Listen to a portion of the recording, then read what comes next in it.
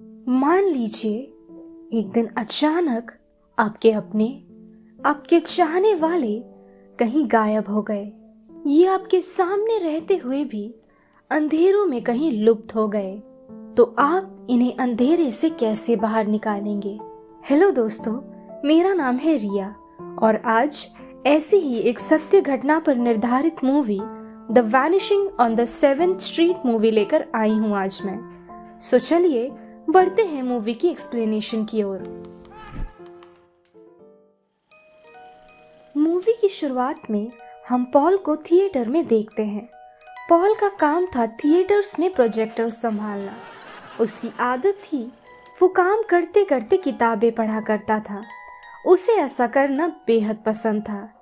इस दौरान वो एक आर्टिकल पढ़ रहा था और उसमें वो देखता है कि सन 1590 में एक आइलैंड में मौजूद सभी व्यक्ति अचानक से कहीं गायब हो जाते हैं। अब थिएटर में इंटरवल होता है, तभी वो बाहर अपने दोस्तों से मिलने जाता है और समय के अंदर वो भीतर आकर वापस से प्रोजेक्टर चालू कर देता है। अब मूवी चलते चलते अचानक से लाइट चली जाती है। वहाँ चारों ओर अंधेरा छाया हुआ था, हल्की सी भी रोशनी नहीं थी। बाहर वो इस विषय की खबर लेने जाता है, लेकिन बाहर कोई भी नहीं था जिससे वो इस विषय में पहुंच सके। ये देखकर अब वो भीतर चला आता है। लाइट्स भी चली आती है, लेकिन पॉल देखता है कि कहीं पे भी कोई भी व्यक्ति मौजूद नहीं है। सभी के कपड़े और उनके साथ मौजूद चीजें नीचे गिरी हुई है, लेकिन एक भी व्यक्ति का नामो निशान नहीं पाया जा रहा था। पॉल ये देखकर पूरे मॉल में खोजने लगता है, लेकिन आश्चर्य कर देने वाली विषय यह है कि कोई भी वहां दिखाई नहीं दे रहा था। इसके बाद वो मॉल के चौकीदार को देखता है। अब दोनों एक साथ मिलकर मॉल में क्या हुआ ये जानने की कोशिश करते हैं। धीरे धीरे मॉल में चेक करने दौरान दोनों अंधेरे में कुछ अजीब सा देखते हैं। अब वो चौकीदार उस चीज को देखने उस ओर बढ़ने लगता है, लेकिन अचानक से वो खुद भी अंधेरों में गायब हो जाता है। पॉल ये देखकर कुछ समझ नहीं पा रहा था। वो जानने की कोशिश करता है कि असल में हो क्या रहा है, तो वो टॉर्च की मदद से उस ओर देखने लगता है, लेकिन वो सिर्फ एक काली परछाई देखता है और इसी के साथ ये सीन यहीं खत्म हो जाता है। अगले सीन में हम रोजमैरी नामक एक नर्स को देखते हैं। रोज भी पॉल की तरह ऐसी चीजें अपने आंखों के सामने होते हुए देखती है। रोजमैरी तो समझ नहीं पा रही थी कि अंधेरा होने के बाद सभी कहाँ गायब से हो जाते हैं। अब वो ऑपरेशन थिएटर में जाकर देखती है कि ऑपरेशन करते करते अचानक से डॉक्टर्स कहीं गायब हो गए हैं और इस कारणवश ऑपरेशन थिएटर में सिर्फ पड़ा हुआ है मरीज का बेजान शरीर। अचानक से कमरे में अब लाइट्स अपने आप जलने और बुझने लगती है और इस दौरान वो देखती है कि उस मरीज का बेजान शरीर भी कहीं गायब हो गया है। अगली सुबह ल्यूक नामक एक रिपोर्टर देखता है घर में बिजली संपूर्ण रूप से बंद कर दी गई है, साथ ही घर में मौजूद सभी बिजली से चलने वाली चीजें भी बंद पड़ी हुई है। अब उसके ऑफिस जाने का समय हो चुका था, तो वो तैयार होकर ऑफिस जाने के लिए बाहर निकलता है, लेकिन बाहर जाते ही वो अपने सामने का दृश्य देखकर हैरान रह जाता है, क्योंकि बाहर कोई भी नहीं था। एक भी इंसान बाहर रास्ते में मौजूद नहीं था, लेकिन जमीन पर अनेक सारे कपड़े और गाड़ियां पड़ी हुई थी। वो धीरे धीरे आगे बढ़ता है, तभी अचानक वो अपने पीछे एक एरोप्लेन को ब्लास्ट होते हुए देखता है। यानी हो सकता है कि पायलट भी इन सभी की तरह अचानक से गायब हो गया, जिससे प्लेन क्रैश होकर फट जाता है। ल्यूक तो कुछ समझ नहीं पा रहा था, तो यही पता लगाने के लिए वो अपने ऑफिस जाता है और वहाँ पर कोई भी मौजूद नहीं था। सिर्फ जमीन पर पड़े हुए थे कई कपड़े और इस्तेमाल की जाने वाली चीजें। अब ल्यूक देखता है उसकी गर्लफ्रेंड, जो कि लाइव न्यूज रिपोर्ट दे रही थी, वो अचानक अंधेरा होते ही रिपोर्ट देते देते कहीं गायब हो जाती है। इसके बाद ल्यूक एक रिपोर्टर को लाइव सुनता है। रिपोर्टर बताता है कि कि अगर हम बचना चाहते हैं तो हमें हर समय उजालों और रोशनी को अपने करीब रखना होगा, क्योंकि अगर हम अंधेरों में रहे तो फिर हम गायब हो जाएंगे, वो आकर हमें ले जाएगा। साथ ही अंधेरा हमें अपनी ओर खींचने के लिए मैनिपुलेट भी करेगा, इसलिए हमें हमेशा रोशनी को अपने करीब रखना होगा। रिपोर्टर ये भी बताता है कि अंधेरों में रहकर हम खुद को बिल्कुल भी नहीं बचा सकेंगे। हमारा एकमात्र अस्त्र है लाइट, और सिर्फ इस पर ही हम विश्वास करके बच सकेंगे।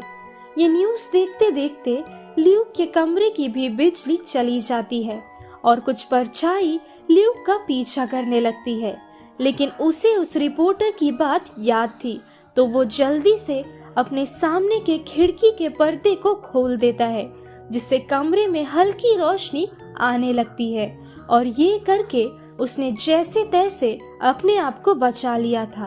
अब इस घटना के 3 दिन बाद हम ल्यूक को देखते हैं, जो खुद को लाइट्स के साथ बांधकर गाड़ियों में से बैटरी निकाल रहा था, क्योंकि उसके लाइट की बैटरी खत्म होने को आई थी।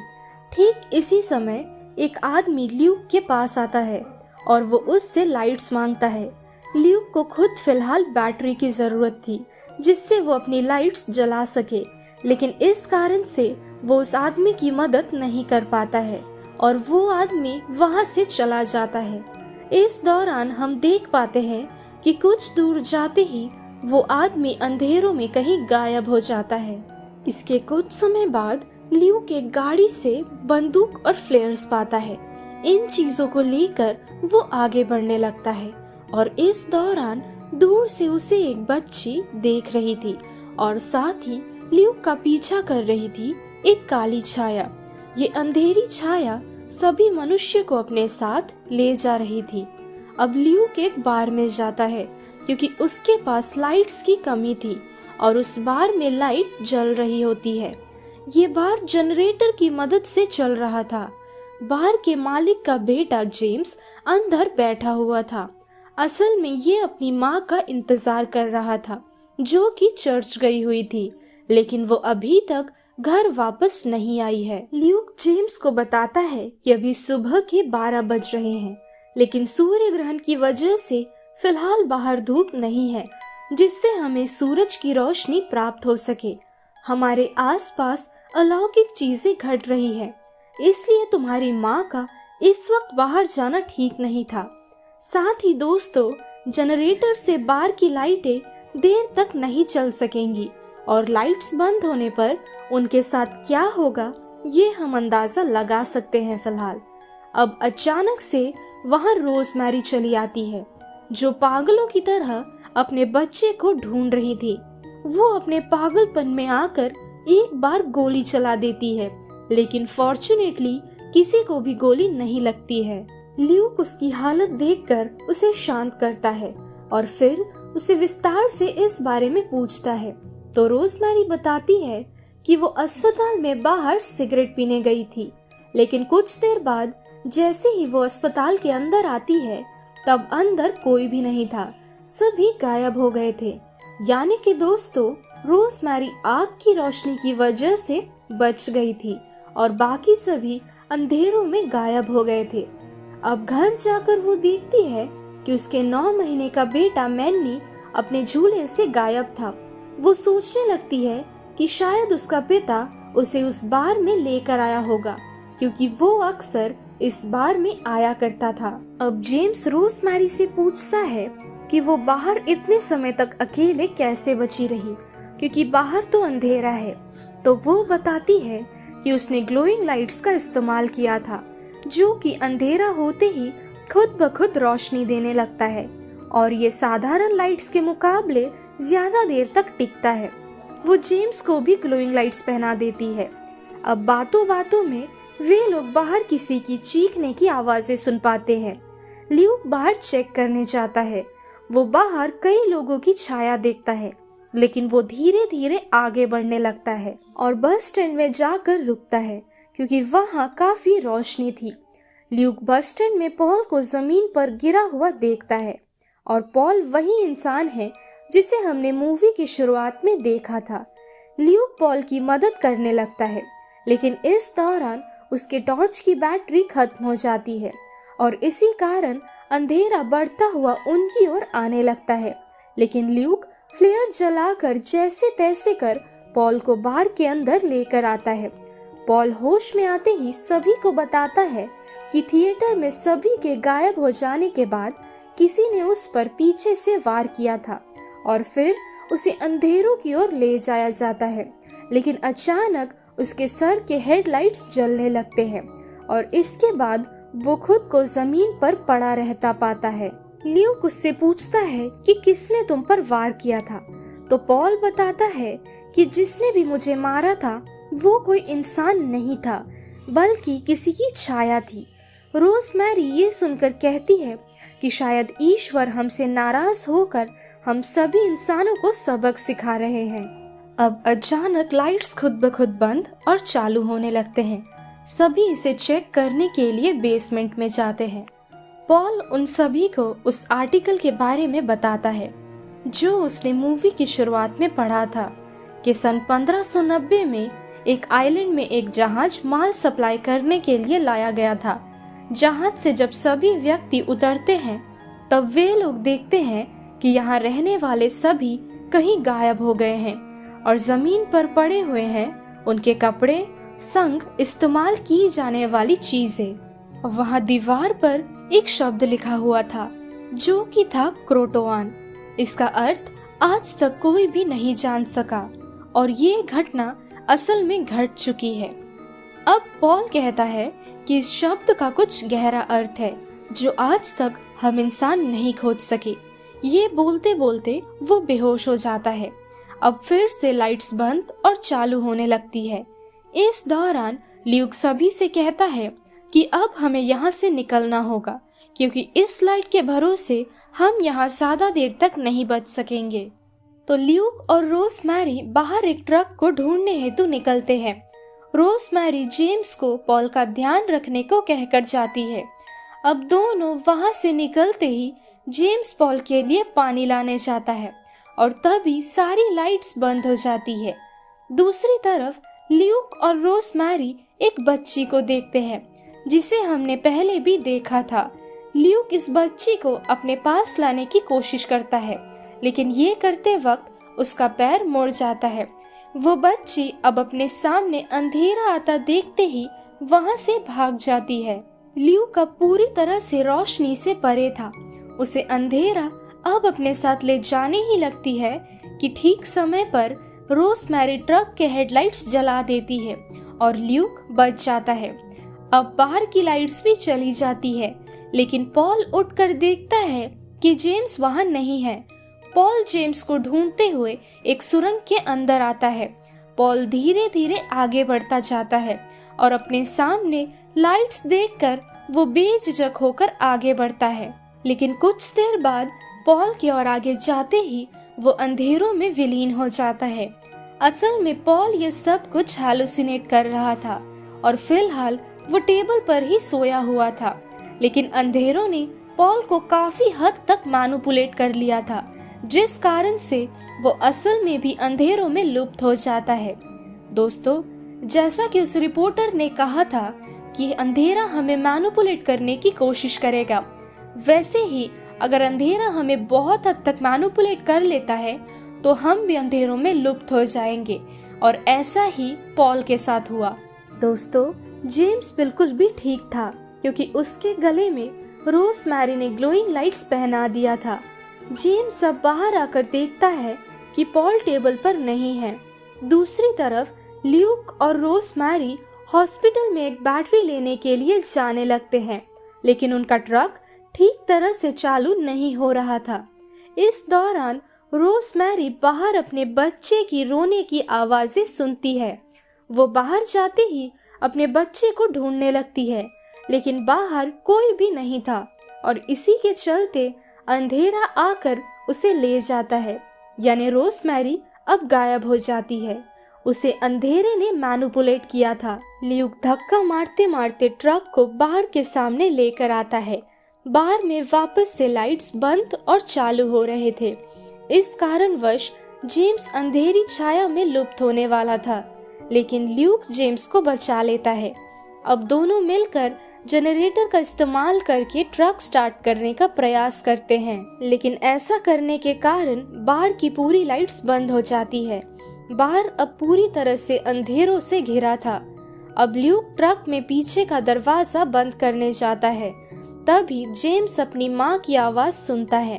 ये देखकर जेम्स अपनी माँ को ढूंढने लगता है।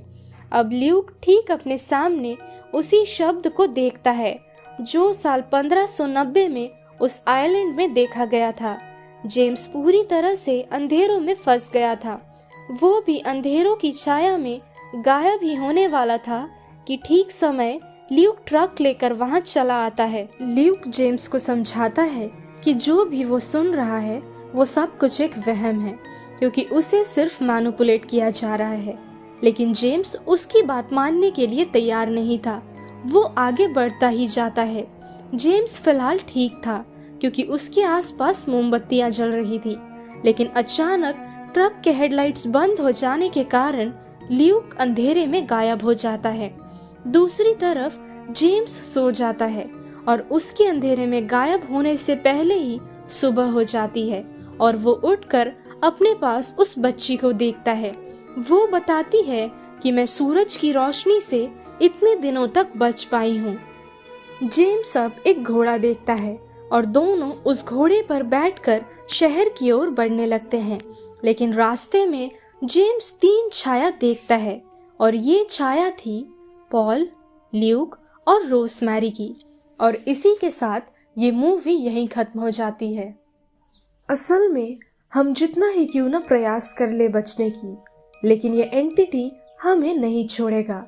जेम्स और ये बच्ची भी एक न एक दिन अंधेरे का शिकार जरूर बन जाएंगे, क्योंकि सोलर लाइट्स कब तक उनका साथ देगी। दोस्तों, अब आते हैं उस सच्ची घटना की ओर जिसके आधार पर इस फिल्म को बनाया गया है। असल में जैसा कि मैंने एक्सप्लेनेशन के दौरान कहा था, सन 1590 में एक आइलैंड में रहने वाले सभी लोग अचानक से कहीं गायब हो जाते हैं। इस दौरान गवर्नमेंट इन्वेस्टिगेशन करके भी कुछ भी बरामद नहीं कर पाती है, लेकिन इससे जुड़ी सिर्फ एक चीज दीवार पर लिखी हुई मिलती है, जो कि था क्रोटोआन शब्द। हालांकि इस शब्द का अर्थ किसी को भी नहीं पता था और ना ही आज तक कोई पता लगा पाया है। काफी खोज के बाद भी आज तक कोई ये बात बता नहीं सका कि असल में उस आइलैंड में तब क्या हुआ था कि लोग अचानक से गायब हो गए, और ना तो कोई पता लगा पाया है कि क्रोटोआन का अर्थ असल में क्या है। तो दोस्तों, यही थी आज की हमारी movie explanation the vanishing on the 7th street. ये मूवी आपको कैसी लगी ये कमेंट सेक्शन में बताना ना भूलें। अगर आपको वीडियो पसंद आई हो तो हमारे वीडियो को लाइक और शेयर करें, और अगर आप चैनल पर नए हो तो हमारे चैनल को जरूर सब्सक्राइब करें। मिलते हैं हमारे अगले वीडियो पर। तब तक के लिए स्टे सेफ, शब्बा खैर।